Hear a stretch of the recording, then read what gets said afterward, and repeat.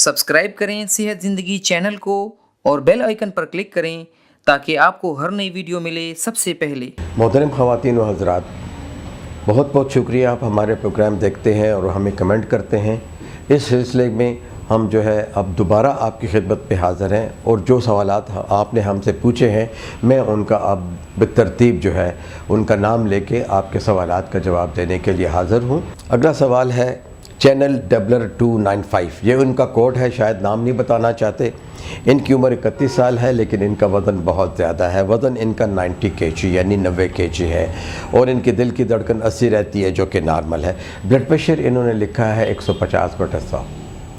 तो इस उम्र में पहले तो यही, अभी मैंने अपने डॉक्टर भाई को जो कुछ बात की है, यही चीज़ें इनको अडेप्ट करनी चाहिए।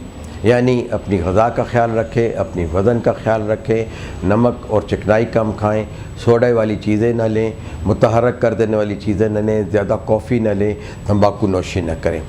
ये blood pressure high blood pressure के ज़ुमरे में आता है और इसके लिए एक दवाई काफ़ी है जो कि इनका डॉक्टर इनको लिख देगा और ये दवाई इन्होंने काफ़ी लंबे अरसे तक खानी है।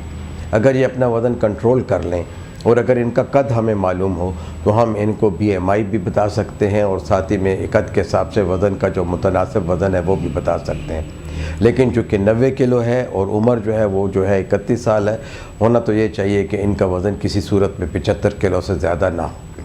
तो ये हम एक रफ़ आइडिया दे रहे हैं क्योंकि इन्होंने अपना कद भी नहीं लिखा हुआ, अपना BMI भी नहीं लिखा हुआ और ना ही अपनी आदात के बारे में बताया।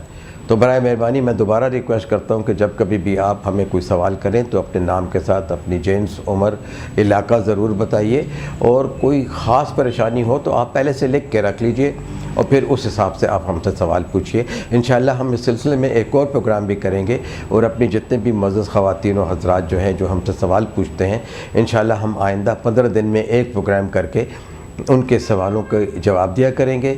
बहुत मेहरबानी होगी कि आप जो है अपने कमेंट्स भी लिखें और मुझे बहुत खुशी होगी कि मैं उनके जवाबात जो है आप तक पहुंचा सकूं। शुक्रिया।